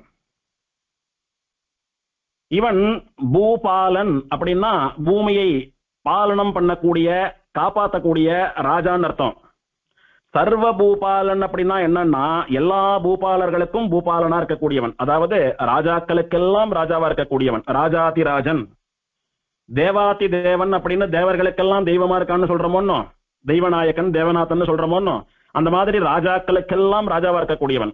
பொதுவா பூலோகத்தை ஆளக்கூடிய ராஜாவை விஷ்ணுவினுடைய அம்சம்னு சொல்றது உண்டு. திருவுடை மன்னரை காணில் திருமாலை கண்டேனே என்னும் அப்படின்னார் நம்மாழ்வார். ராஜாவை பார்த்தா பெருமாளை பார்த்தா மாதிரி. ஏன்னா பெருமாள் ஸ்ரீமன் நாராயணன் விஷ்ணுன்னு சொல்லக்கூடியவன் காக்கும் கடவுள். அதே மாதிரி ராஜாவும் காக்கும் தொழில் தான் பண்ணிட்டு இருக்கான். ராஜாவா இருந்து என்ன பண்றான் அப்படின்னா எல்லோரையும் காப்பாற்றணும், ரட்சிக்கிறதுனால ரட்சிக்கும் தொழிலை தன்னகத்தே உடைய திருமாலுடைய அம்சமாக கருதப்படுகிறான் ராஜா. அதனால ராஜாவே விஷ்ணுவனுடைய அம்சம் பெற்றவன் தான். அப்படி ராஜாக்களா பூபாலர்களா இருக்கக்கூடிய எல்லோருக்கும் ஒரே ராஜா, ஏகராஜா, அந்த ரட்சண தொழில தன்னகத்தே உடையவன் ஸ்ரீமன் நாராயணன். அதனால சர்வ பூபாலனா இருக்கக்கூடிய இவன் வரக்கூடிய வாகனம், அதனால சர்வ பூபால வாகனம் அப்படின்னு அந்த வாகனம். கடைசியா 7வது வாகனம் சந்திரபிரபை வாகனம். கார்த்தால சூரியோதய சமயத்திலே சூரிய வாகனத்திலே சூரியனுக்கு சேவை கொடுத்தது போல ராத்திரி சந்திரோதய சமயத்திலே சந்திரபிரபைன்னு சொல்லக்கூடியதான வாகனத்திலே சந்திரனுக்கு பெருமாள் சேவை கொடுத்து நமக்கெல்லாம் கூட அனுகிரகம் பண்றார்.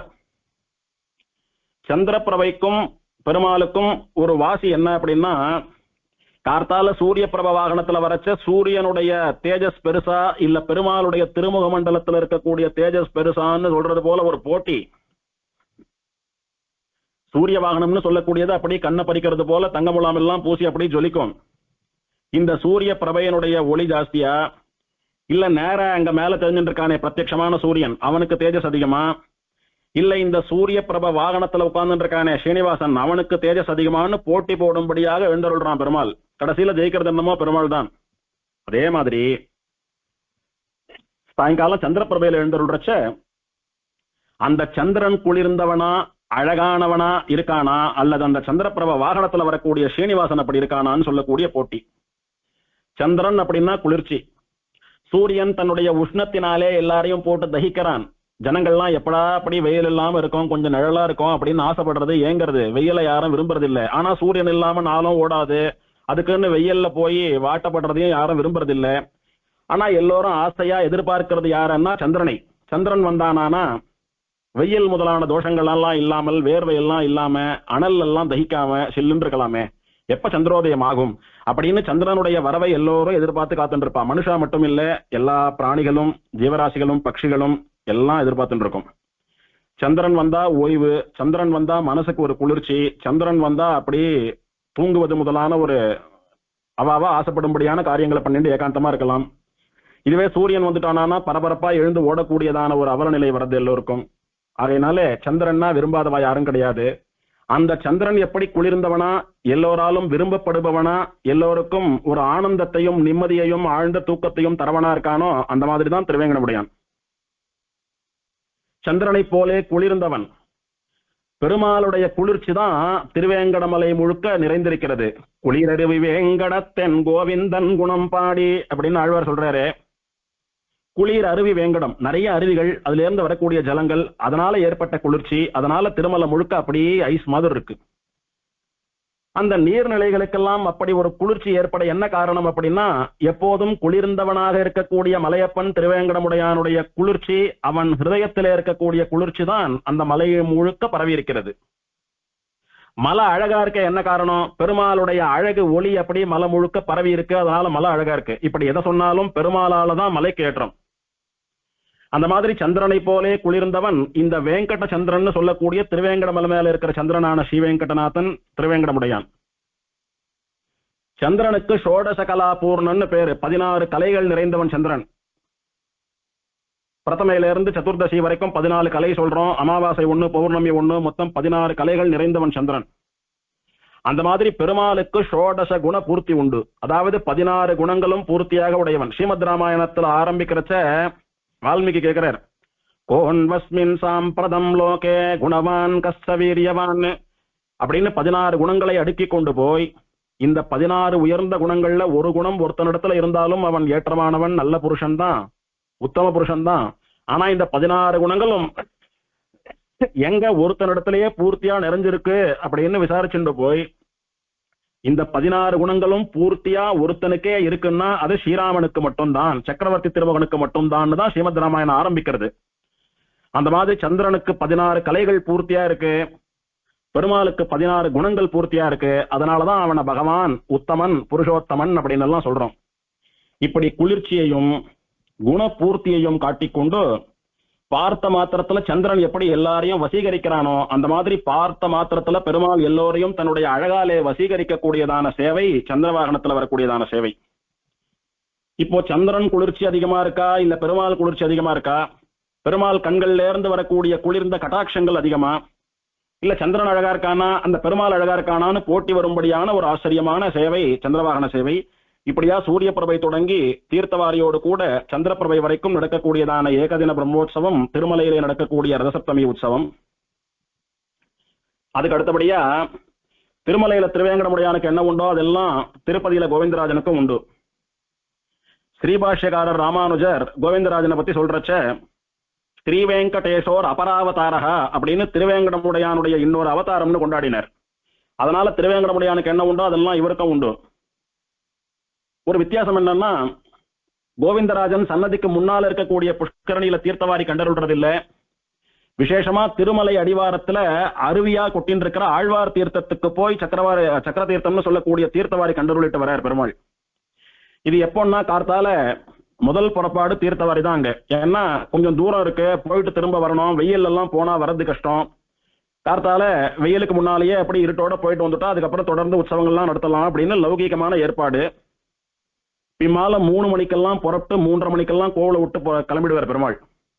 3:30 மணிக்கு கோவிலை விட்டு கிளம்பி ஆழ்வார் தீர்த்தத்துக்கு போய் தீர்த்தவாரி கண்டருளி பெருமாள் சன்னதிக்கு வந்து சேர்ந்துருவார். 5 மணிக்கெல்லாம் சன்னதிக்கு திரும்பிடணும். திரும்பி சூரிய பிரப வாகனத்துல எழுந்தருளி கார்த்தால ஒரு 6 மணிக்கெல்லாம் சூரியனுக்காக காத்துருப்பார் பெருமாள். சூரியன் வந்து சேவிக்கிறதுக்கு சித்தமானா விட்டு கிழக்கு திசையை நோக்கி ஒரு 1/2 மணி காலம் அப்படியே பெருமாள் நின்றுட்டு சூரியனுக்கு அனுகிரகம் பண்ணக்கூடிய சூரிய பிரப வாகனம் முதல் வாகனம். அடுத்த 2வது ராஜஹம்சமா பெருமாள் அவதாரம் பண்ணி வேதோபதேசம் எல்லாம் பண்ணினானே, அதை நினைவு கூறக்கூடிய வகையிலே ஹம்சவாகனத்துல ராஜஹம்சமா பெருமாள் எழுந்தருளக்கூடிய ஹம்சவாகனம் அடுத்தது. அடுத்தது தில்லை நகர் திருச்சித்திரகூடம் தன்னுள் திரள் விளங்கு மாருதியோடு அமர்ந்தான் தன்னை அப்படின்னு கலியன் கொண்டாடினார், ஆழ்வார் கொண்டாடினார். திருச்சித்திரகூடம்னு சொல்லக்கூடியதான திவதேசத்திலே ஹனுமானோடு கூட எழுந்தருள் இருக்கக்கூடிய பெருமாள் அப்படின்னு சொன்னார். அந்த திருச்சித்திரகூடம் உற்சவரே தான் திருப்பதியில கோவிந்தராஜனா இப்ப எழுதிருக்கார். அவர் திரள் விலங்கு மாருதியான ஹனுமான் மேல உட்கார்ந்துண்டு ஹனுமந்த வாகனத்துல திருச்சித்திரகூடம் கோவிந்தராஜனா சேவை சாதிக்கக்கூடியதான அந்த காட்சி 3வது சேவை. 4வது பெரிய சேஷ வாகனம்னு சொல்லக்கூடியதான வாகனம். மலையில பெருமாள் சின்ன சேஷ வாகனம் கண்டருள்றதுனால கீழே கோவிந்தராஜன் பெரிய சேஷ வாகனத்திலே ஸ்ரீதேவி பூமிதேவின்னு சொல்லக்கூடிய உபயநாச்சிமார்கள் மலையில வராத குறை தீர இங்கு உபயநாச்சிமார்களோடு கூட ஸ்ரீ பூமி சமேதனா பெரிய சேஷவாகனத்துல பரமபதநாதனா பெருமாள் எழுந்தருளி சேவை சாதிக்கக்கூடியது பெரிய சேஷவாகனம்னு சொல்லக்கூடிய பெத்த சேஷவாகனமும், அடுத்தபடியா முத்தியாப்பு பந்தரி வாகனம், அதாவது முத்துப்பந்தல் வாகனம். ஒரு மண்டபம் போல இருக்கும், ஒரு சப்பரம் போல இருக்கும், அதை சுத்தி முத்துப்பந்தல்களாலே அலங்காரம் பண்ணியிருப்பா. அதுக்குள்ள பெருமாள் முத்தங்கி சாத்திண்டு ஆச்சரியமா முத்து எப்படி எல்லாருடைய கவனத்தையும் ஈர்த்து அவளால ஆபரணமா பண்ணிண்டு மார்பிள தாங்கும்படியா இருக்கிறதோ அந்த மாதிரி முத்துப்பந்தல் வாகனத்துல வரக்கூடிய இந்த கோவிந்தராஜனும் எல்லோரு கண்ணுக்கும் விருந்தாகி பாக்குறவாள்லாம் ஆசைப்பட்டு அவனை தங்களுடைய மார்பிலே அலங்காரமா தரிக்கும்படியான ஒரு பக்தியை வரவழைக்கக்கூடிய முத்துப்பந்தல் வாகனத்துல முத்தங்கியோட வரக்கூடாது பெருமாள். அடுத்தபடியா எல்லா லோகங்களையும் ரட்சிப்பவனா எல்லா ராஜாக்களுக்கும் ராஜாவா பெருமாள் சர்வபூபால வாகனத்துல ஸ்ரீதேவி பூமிதேவியோடு கூட வந்து அனுகிரகிக்கக்கூடியதான சர்வபூபால வாகனம். கடைசியா சாயங்காலம் சந்திரப்பிரபையிலே சந்திரனுக்கு அனுகிரகம் பண்ணக்கூடியதா பெருமாள் சந்திரன்ல வரக்கூடியதான வாகனம். அதோடு கூட கடைசியா வையத்து எவரும் வணங்க அணங்கெழு மாமலை போல தெய்வ புள்ளேறி வருவான் சித்திரகூடத்துள்ளானே அப்படின்னு ஆழ்வார் மங்களாதாசனம் பண்ணினார். தெய்வ புல் ஏறி வருவான், தெய்வீகமான பக்ஷின்னு சொல்லக்கூடிய கருடன் மேல ஏறி வரம் வருவான். யாருன்னா திருச்சித்திரகூடம் கோவிந்தன் அப்படின்னு ஆழ்வார் சொன்னது போல தெய்வ புல்லான கருடன் மேலே வரக்கூடிய கருட சேவையிலே சித்திரகூடத்துள்ளான கோவிந்தராஜன் சேவை சாதிக்கக்கூடிய கருட சேவை உற்சவம் கடைசி உற்சவம். இப்படி ஆழ்வார் பாசுரத்துக்கு ஏற்ப சேவை சாதித்து அன்று ஆழ்வார் அங்கு சித்திரகூடத்திலே இப்படி மங்களாசாசனம் பண்ணின நான் இங்கு திருப்பதியில இப்படியா வந்து உங்களை அனுகிரகம் பண்ணிட்டு இருக்கேன்னு பெருமாள் சொல்வது போல இருக்கக்கூடிய உற்சவம் கடைசியா நடக்கக்கூடிய கருட சேவை உற்சவம். இதோட திருப்பதியில ரதசப்தமி முடிகிறது. இப்போ கடைசியா திருச்சானூர்ல நடக்கக்கூடியதான ரதசப்தமி உற்சவம். திருச்சானூர்ல பத்மசரஸ்னு சொல்லக்கூடியதான புஷ்கரணியனுடைய கரையிலே திருவேங்கடமுடையான் ஸ்ரீனிவாசன் தாயார தேடிந்து வந்த போது தன்னுடைய கையால அந்த குளத்தை வெட்டி அந்த குளக்கரையில தன்னுடைய கையால சூரிய நாராயண பெருமாளை பிரதிஷ்டை பண்ணினான். பண்ணி 12 வருஷ காலம் தினம் அந்த சரஸ்ல தீர்த்தாமாடிண்டு அதுல தினம் ஒரு ஸ்வர்ணத்தாமரை புஷ்பத்தை புஷ்பித்து கொண்டு அந்த புஷ்பத்தாலே பிராட்டியை நோக்கி தபஸ் பண்ணிட்டு இருந்தான் பெருமாள். அந்த புஷ்பத்தை சூரிய நாராயணன் இடத்துல போய் அர்ச்சனை பண்ணுவான் பெருமாள் தினம். எம்பெருமானே, சூரியன் உதித்தாதான் தாமரை மலர்றது, சூரியனுடைய கருணையினாலதான் தாமரை பூக்கிறது. அதனால இந்த புஷ்கரணியில தினம் ஒரு ஸ்வர்ண தாமரை பூக்கணும். அதை கொண்டு நான் ஒன்னு அர்ச்சனை பண்ணி பிராட்டியை நோக்கி தபஸ் பண்ணி பிராட்டி வந்து சேவை சாதித்து நானும் பிராட்டியும் பழையபடி ஒன்னு சேரணும். அதனால உன்னை பிரதிஷ்டை பண்றேன்னு இந்த பத்ம புஷ்கரணி கரையில சூரிய நாராயணனை பிரதிஷ்டை பண்ணான். எப்படி பிரதிஷ்டை பண்ணான்? இந்த தாமரைகளை மலர்த்துவதற்காக சூரிய நாராயணனை பிரதிஷ்டை பண்ணபடினாலே 2 கையிலையும் தாமரை பூவையே ஆயுதமா ஏந்தின்னு இருக்கிற அலங்காரமா ஏந்தின்னு இருக்கிற சூரிய நாராயணனை பிரதிஷ்டை பண்ணா அங்க பெருமாள் கையில சங்க சக்கரம் எல்லாம் வச்சுட்டு இருக்க மாட்டார். 2 கையில தாமரை தான் பிடிச்சிட்டு இருப்பார். இப்படி தாமரைகளை ரட்சிப்பதற்காக இவனை ஏற்படுத்தினபடினால தாமரையை பிடிச்சிட்டு இருக்கிறாப்புல பிரதிஷ்டை பண்ணார். அதுல தினம் ஸ்வர்ண தாமரை பூக்கும். அதை கொண்டு அந்த பெருமாளை அர்ச்சனை பண்ணி தாயார தபஸ் பண்ணி ஒரு கார்த்திகை மாசம் சுக்லபக்ஷ பஞ்சமி உத்திராட நட்சத்திரத்தன்னைக்கு தாயார் அந்த பத்மசரஸ்ல இருந்து அவதாரம் பண்ணி பெருமாள் கழுத்திலே மாலையிட்டு பெருமாளோடு சென்று வைகுண்டம் சேர்ந்தால் திருமலை சேர்ந்தால் இங்கு அர்ச்சாவதாரமா எழுந்தருளி இருக்கா அப்படின்னு பத்ம புராணத்துல சொல்லப்பட்டது. அப்பேற்பட்ட சூரிய நாராயணனா பெருமாள் சேவை சாதிக்கக்கூடியதான சந்நிதி இன்னைக்கும் திருச்சானூர்ல தாயார் சன்னதிக்கு பின்னாலே பத்மசரஸ் கரையில சூரிய நாராயண பெருமாள் சன்னதி உண்டு. அங்க பெருமாள் மூலவராவும் உற்சவராவும் நித்தியோற்சவராவும் 3 திருமேனிகள்ல எழுந்தருளி இருக்கார். அவர்தான் சூரிய நாராயணன். சாதாரண சூரியனை சூரிய நாராயணன் சொல்ற வழக்கம் இல்லே. அவர் சூரிய மண்டலத்துக்கு உள்ள இருக்கிற நாராயணன் பெருமாளா இருக்கிறபடினால பிரபன்னாலா பாகவதாலா இருக்கக்கூடிய நாமெல்லாம் கூட அந்த பெருமாளை சேவிக்கிறோம். பரமைகாந்திகளா இருக்கிற எல்லாரும் சேவிக்கிறா. இதுல இருந்து தெரியறது அது சூரியன் இல்லை, சூரிய நாராயணன். சூரிய நாராயணன்னா யாரு, எப்படி இருப்பான் அப்படின்னா நாம தினம் சந்தியாவந்தனம் பண்றச்ச சூரிய நாராயணனை தியானம் பண்ணிட்டு சந்தியாவந்தனம் பண்ணும்படியா நமக்கு சொல்லியிருக்கு. கேயஸ் சதா சவித்ரு மண்டல மத்தியவர்த்தி நாராயணஹா சரசிதாசன சந்நிவிஷ்டஹ கேயூரவான் மகர குண்டலவான் கிரீட்டி ஹாரி ஹிரண்மய வபுஹு திருத சங்க சக்கரஹ. எப்போதும் சூரிய மண்டலத்துக்கு நடுவிலே இருக்கக்கூடிய நாராயணனை தியானம் பண்ணுங்கள். அவன் எப்படி இருப்பான்? சரசிதாசன சந்நிவிஷ்டஹா, தாமரைக்கு மேல உட்கார்ந்து இருப்பான் அல்லது தாமரைக்கு மேல நின்று இருப்பான். சரசிஜம் அப்படின்னா தாமரை, அதை ஆசனமாக கொண்டவன். தாமரை மேல நின்று கொண்டோ தாமரை மேல உட்கார்ந்து கொண்டோ இருக்கக்கூடியவன், எழுந்தருள் இருப்பவன். கேயூரம் அப்படின்னா தோல் வலை, இந்த வங்கின்னு சொல்றாளே அப்படி தோல்ல ஷோல்டர்ல போட்டுக்கிறது, திருவேங்கடமுடையானுடைய நாகாபரணம் போல, அதுக்கு கேயூரம்னு பேரு. அந்த கேயூரம்னு சொல்லக்கூடிய தோல் வலைகளை அணிந்து கொண்டிருப்பவன். மகர குண்டலவான், மகர குண்டலம் அப்படின்னா மீன் வடிவத்தில் இருக்கக்கூடிய தோடு, அதை 2 காதலையும் போட்டு இருக்கான், மகர நெடுங்கோழி காதராட்டமா. கிரீட்டி, தலையில கிரீட்டம் சாத்தின்னு இருக்கான் பெருமாள்.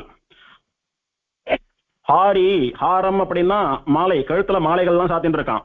ஹிரண்மய வப்புஹு, பொன்மயமான திருமேனிய உடையவன். திருத சங்க சக்கரஹா, சங்கு சக்கரங்களை ஏந்தி கொண்டிருப்பவன். சூரிய நாராயணனுடைய லட்சணம் என்ன? சூரிய மண்டலத்துக்கு நடுவே தாமரையை ஆசனமாக கொண்டு நின்றுருக்கிறவன், தோல் வலைகளையும் மீன் வடிவத்தில் இருக்கக்கூடிய தோடுகளையும் அணிந்து கொண்டிருப்பவன், தலையில கிரீடம் சாத்தின் இருக்கிறவன். அப்படி பொன்மேனி கண்டன்னு சொல்றது போல ஹிரண்யமயமான திருமேனியை உடையவன், சங்க சக்கரங்களை ஏந்திருக்கிறவன். இது சூரிய நாராயணனுடைய லட்சணம். இந்த சங்க சக்கரங்களை ஏந்தி கொண்டிருக்கிறவன் அப்படின்ற ஒன்னும், நாராயணஹா அப்படின்ற 2மே இவன் பரம்பொருளான ஸ்ரீமன் நாராயணன் என்பதை தெளிவுபடுத்திடும். இதுக்கு மேல ஒரு பிரமாணம் வேண்டாம். இப்போ சூரியனுக்கு எப்படி இந்த ஸ்வர்ண நிறம், ஹிரண்யமான தேஜஸ் வந்தது அப்படின்னா, இந்த பெருமாள் ஹிரண்யனா ஹிரண்மயனா ஸ்வர்ண ரூபத்துல ஸ்வர்ண நிறத்துல பொன்மேனியோடு கூட இருக்கான் பாருங்க. இவனுடையதான ஸ்வர்ண தேஜஸ் பட்டு பட்டு தான் சூரியன் அப்படி பொன்னாட்டமா மிளிர்றான், சூரிய மண்டலம் அப்படி பொன்னாட்டமா தகிக்கிறது. சூரியன் ஸ்வர்ண நிறத்துல இருக்கான், அவனுடைய ஒளிப்பட்டு பெருமாளுக்கு இந்த பொன்னிறம் வந்ததுன்றது கிடையாது. பெருமாளுடையதான இந்த ஸ்வர்ண நிறம் பட்டுதான் சூரியன் அந்த நிறத்திலே ஆனான். எப்படியானா திருப்பார் கடலுடைய ஒளிப்பட்டு ஸ்வேத தீபம்னு அங்க இருக்கக்கூடிய தீவு வெள்ளை தீவா மாறித்தோ, அந்த மாதிரி பெருமாள் ஸ்வர்ணமயமா இருக்கிறபடினாலே ஹிரண்மய பப்புவா இருக்கிறபடினாலே இவன் திருமேனி ஒளியே சூரியனுக்கு பரவித்து சூரிய மண்டலத்துக்கு பரவித்துன்னு புரிஞ்சுக்கணும். இன்னொரு விதமான தியானமும் பெருமாளுக்கு சொல்லியிருக்கு சூரிய நாராயணனுக்கு. ஆதித்ய மண்டலே தியாயேத் பரமாத்மானம் அவ்யயம். ஆதித்ய மண்டலத்துக்குள்ளே வசிக்கக்கூடிய பரமாத்மாவான நாராயணனை, அழிவில்லாதவனை எப்படி தியானிக்கணும் தெரியுமா? விஷ்ணுவாக, அதாவது எங்கும் நிறைந்திருப்பவனாக, சதுர்புஜம் 4 தோள்களை உடையவனாக, ரத்ன பங்கஜாசன மத்தியகம், ரத்தனங்களாலே அலங்கரிக்கப்பட்ட தாமரையை ஆசனமாக கொண்டு ரத்தன தாமரையிலே நின்று கொண்டிருப்பவனாக, கிரீடஹார கேயூர கட்காதி விபூஷிதம், தலையில கிரீடம் சாத்தின் இருக்கான், கழுத்துல மாலை போட்டு இருக்கான், தோல்ல தோல் வளைகள் சாத்தின் இருக்கான், கையில கட்கம்னு சொல்லக்கூடிய கத்தி ஏந்தின் இருக்கான். இதனாலெல்லாம் அலங்காரம் பண்ணப்பட்டவனாக திகழ்கிறான். ஸ்ரீவத்சவனமாலா ஸ்ரீ துளசி கௌஸ்துபோஜ்வலம், மார்பிலே ஸ்ரீவத்சம்னு சொல்லக்கூடிய மறு பெருமாளுக்கு அழகு சேர்க்கிறது. கழுத்துல வனமாலான்னு சொல்லக்கூடிய வைஜெயந்தி வனமாலை பெருமாளுக்கு அழகா இருக்கு. துளசிய பெருமாள் திருமேனி முழுக்க அலங்காரமா சாத்தின் இருக்கான். கௌஸ்துப ரத்தனத்தை பெருமாள் தரிச்சுருக்கான். இப்படி ஸ்ரீவத்சம் வனமாலை துளசி கௌஸ்துபம் இதனாலே உஜ்வலமா பிரகாசிச்சுருக்கான். அவன் யாரு? ஹரிம். அவனை பார்த்த மாத்திரத்துல ஹரிர் ஹரதி பாபானி அப்படின்னு நம்முடைய பாவங்கள் எல்லாம் மறுக்கப்படுறது. பீதாம்பரதரம், மஞ்சள் வஸ்திரத்தை தரித்துக் கொண்டிருக்கிறான். சங்க சக்கர கதாதரம், சங்கு ஏந்தின்றிருக்கான், சக்கரம் ஏந்தின்றிருக்கான், கதையை பிடிச்சுருக்கான். பிரசன்னவதனம், இத்தனை ஆயுதங்கள் வச்சுருக்கானே, கடுகடுன்னு இருப்பானா? இல்லை, மலர்ந்த முகத்தோட கூட புன்னகை பூக்க சேவை சாதிப்பான். ரத்ன குண்டலைர் மண்டிதானனம், காதிலே ரத்ன குண்டங்களை அணிந்து கொண்டு மலர்ந்த முகத்தோட கூட சேவை சாதிக்கிறவன். சர்வரத்ன சமாயுக்தம் சர்வாபரண பூஷிதம், எல்லா விதமான ரத்தனங்களாலும் அலங்கரிக்கப்பெற்ற எல்லா ஆபரணங்களையும் அணிந்து கொண்டு அழகாக திகழ்பவன் சூரியநாராயணன் அப்படின்னு இத்தனை வர்ணனை சொல்லியிருக்கு. இந்த பெருமாளை தான் திருச்சானூர் குளக்கரையில நாம சேவிக்கிறோம். நம்முடைய ஸ்ரீ வைஷ்ணவ ஆகமங்களில் ஒன்றான ஸ்ரீ வைகானச ஆகமத்தின்படி பிரதிஷ்ட பண்ணப்பட்ட பெருமாள், சாட்சாத் பரபிரம்மமான திருவேங்கடமுடையான் கையால பிரதிஷ்ட பண்ணப்பட்ட பெருமாள். நம்முடைய திருவேங்கடமுடையானுக்கும் தாயாருக்கும் ஆராதனம் பண்ணக்கூடிய வைகானச அர்ச்சகர்களே இந்த எம்பெருமான ஆராதிக்கிறார். இப்படி ஸ்ரீ வைஷ்ணவ கஷேத்திரமா இருக்கக்கூடியதான இந்த கஷேத்திரத்துல எம்பெருமான சேவிக்க வேண்டியது அவசியம். எப்படி ராமன் ரங்கநாதனை பூஜை பண்ணினானோ, இதே திருவேங்கடமுடையான் வராகனையும் நிருசிம்மனையும் பூஜை பண்ணினானோ, அதே மாதிரிதான் இதே திருவேங்கடமுடையான் இந்த சூரிய நாராயணனை பூஜை பண்ணியிருக்கான். இவனுக்கு முந்தின பெருமாள் அப்படின்றதுக்காக. இப்பேற்பட்ட பெருமைகளை உடைய சூரிய நாராயணன் எப்போதும் சூரிய மண்டலத்துல இருந்துட்டு சூரியன் அனுகிரகம் பண்றது போல அவனுடைய பிறந்த நாளான ரதசப்தமி அன்னைக்கும் சூரிய வாகனத்துல அவன் அனுகிரகம் பண்றான்னு பார்த்தோமே, அதே பெருமாள் இந்த திருச்சானூர்ல சூரிய நாராயணனா இருக்கான் பாருங்க உற்சவர், அவனுக்குத்தான் ரதசப்தமிக்கு திருச்சானூர்ல முதல் புறப்பாடு. சூரியோதயத்துக்கு முன்னால பத்மாவதி தாயாருடைய குதிரை வாகனம் அஸ்வ வாகனத்துல அந்த சூரிய நாராயணன் முதல் புறப்பாடு கண்டருள்றார். அவர் வந்து சன்னதிக்கு சேர்ந்தா விட்டுதான் தாயாருக்கு முதல் புறப்பாடு ஆரம்பிக்கிறது. அதுவும் இல்லாமல் அன்னைக்கு சூரியனுக்கு அனுகிரகம் பண்ற விதமா பெருமாள் அன்னைக்கு பெரிய திருமஞ்சனம் பண்ணிக்கிறார். அன்னைக்கு முழுக்க ஜனங்க தாயாரை சேவிக்கிறாளோ இல்லையோ சூரிய நாராயணனையே சேவிச்சுருப்பா. அத்தனை விசேஷம் அன்னைக்கு அந்த சந்நிதி. இப்போ பத்மாவதி தாயாருக்கு முதல் வாகனம் சூரிய பிரப வாகனம், இரண்டாவது வாகனம் ஹம்ச வாகனம், மூணாவது குதிரை வாகனம். இந்த குதிரை வாகனம் இருக்கு பாருங்க, இதே குதிரை வாகனத்துலதான் முதல் புறப்பாடு சூரிய நாராயணன் கண்டருளினான். அந்த சூரிய நாராயணன் புறப்பாடாகி இறங்கினா விட்டு அவர் மேல இருந்து செதறின புஷ்பங்கள், உதிர்ந்த ரோஜாக்கள், ரோஜா இதழ்கள், துளசி இதெல்லாம் இருக்கும் இல்லையோ, அதெல்லாம் சுத்தம் பண்ணிட்டு திரும்ப தாயார் எல்லாம் பண்ண மாட்டா. அந்த புஷ்பங்கள் அப்ப எப்படி இருக்கோ அப்படியே தாயார மேல எல்லாம் பண்ணுவா. அது பெருமாளுக்கும் பிராட்டிக்கும் இருக்கக்கூடியதான ஒரு அந்யோன்யம் அது. இப்ப இவன் கேவலம் சூரியனா இருந்தா தாயாருடைய வாகனத்துல ஏறக்கூடிய அருகதை அவனுக்கு இல்ல. அவன் ஏறின வாகனத்துல தாயார் எல்லாம் பண்ற வழக்கம் இல்ல. இது நடக்கிறதுன்னா அவன் சூரிய மண்டல அந்தர்வர்த்தியான நாராயணன் இதுல தெரிஞ்சுக்கலாம் நாம. இப்ப சூரிய நாராயணன் எழுந்தருளின அதே குதிரை வாகனத்துல தாயாருக்கு புறப்பாடு. அதன் பிறகு தாயாரும் பரம்பொருள்னு சொல்றோமே, அந்த தாயாருக்கு கருட வாகனம் நடக்கிறது. கருட வாகனத்துல பெருமாள் தாயாரை தவிர யாரும் எழுந்தருள்றதில்லை. பூமி தேவியினுடைய அம்சமான ஆண்டாள் கூட எழுந்தருள்றதில்லை, பெருமாள் பிராட்டி மட்டும்தான். அதனால இவாதான் பரதத்துவம்னு தெரிகிறது, தம்பதி தெய்வதம்னஹா. அடுத்தபடியா சின்ன சேஷ வாகனத்துல தாயார் எழுந்தருள்றா. சாயங்காலம் சந்திரோதய சமயத்திலே சந்திரபிரப வாகனத்துல தாயார் எழுந்தருளி சேவை சாதிக்கிறா. கடைசியா தாயாருடைய கொடியா தாயாருடைய சின்னமா இருக்கக்கூடிய யான வாகனத்துல தாயார் வரா. பெருமாளுக்கு கருட கொடி, கருடன் தான் பெருமாளுடைய சின்னம். அந்த மாதிரி தாயாருக்கு கொடியாவும் சின்னமாவும் இருக்கிறது யானை. பெருமாள் உற்சவத்துக்கு கருட கொடி ஏத்துறமோ இல்லையோ, அந்த மாதிரி தாயார் உற்சவத்துக்கு யானை வாகன கொடி, யானை கொடி தான் ஏத்துவா. பெருமாளுடைய துவஜஸ்தம்பம் கொடிமரத்துல கருடன் இருக்கிறது போல தாயாருடைய துவஜஸ்தம்பத்துல யானை தான் இருக்கும். அப்படி தன்னுடைய வாகனமாகவும் கொடியாவும் இருக்கக்கூடிய கஜவாகனத்துல விசேஷமா தாயார் எழுந்தருள்வா. தாயார கஜவாகனத்துல சேவிக்கிறது ரொம்ப விசேஷம். சொல்ல போனா கருட வாகனத்தை விடவும் ஒரு படி மேல கூட்டம் வரக்கூடியதான உற்சவம் இது. கடைசியா தாயார் கஜவாகனத்துல எழுந்தருளி நமக்கெல்லாம் சேவை சாதிக்கிறா. இங்க ஒரு ஆச்சரியமான அனுபவம். சுவாமி தேசிகன் தம்பதி தெய்வதம்னஹா அப்படின்னு பெருமாளும் பிராட்டியும் சேர்ந்த இரட்டை தான் நமக்கு தெய்வம் பரதெய்வம்னு சொன்னார். இவா ரெண்டு பேரும் சேர்ந்துதான் பரம்பொருள் ஆறா. சர்வ விதங்கள்லயும் பிராட்டி பெருமாளுக்கு சமம் அப்படின்னு சொல்றோமோ இல்லையோ, அதெல்லாம் நிதர்சனமா பிரத்யட்சமா சேவிக்கலாம்னா அது திருச்சானூர்ல மட்டும்தான் சேவிக்க முடியும். திருச்சானூரை தவிர பிராட்டி ஆதிபத்தியம் நடக்கக்கூடிய க்ஷேத்திரங்கள் நிறைய உண்டு. உறையூர் இருக்கு, நாச்சியார் கோவில் இருக்கு, திருவள்ளரை இருக்கு, ஸ்ரீவில்லிபுத்தூர் இருக்கு. இப்படி பல இடங்கள்ல பிராட்டிக்கு ஆதிபத்தியம் இருந்தாலும் அங்க பிராட்டி பெருமாளோட சேர்ந்துதான் எழுந்தருள்றா, பெருமாளோட சேர்ந்துதான் கோவில் கொண்டிருக்கா. சர்வ விதத்திலும் பெருமாளுக்கு சமானமான பிராட்டின்னு சொல்றோமே, அதற்கு தக்கபடி இங்கு மட்டும்தான் பிராட்டி தனி கோயில் நாச்சியாரா எழுந்தருள் இருக்கா. இவளுக்குன்னு தனி க்ஷேத்திரம் திருச்சானூர் க்ஷேத்திரம், இவளுக்குன்னு தனி தீர்த்தம் பத்மசரஸ் தீர்த்தம், இவளுக்குன்னு தனி கோவில், இவளுக்குன்னு தனி துவஜஸ்தம்பம் கொடிமரம், இவளுக்குன்னு தனி கொடி யானை கொடி, இவளுக்குன்னு தனி சின்னம் யானை சின்னம். திருவேங்கடமுடையானுக்கு நித்தியம் கல்யாணோத்சவம் நடக்கிறது போல இந்த தாயாருக்கும் நித்தியம் கல்யாணோத்சவம் நடக்கிறது. திருவேங்கடமுடையானுக்கு நடக்கிறது போலவே வாரோத்சவம், மாசோத்சவம், பக்ஷோத்சவம், சம்வத்சரோத்சவம் எல்லாம் நடக்கிறது.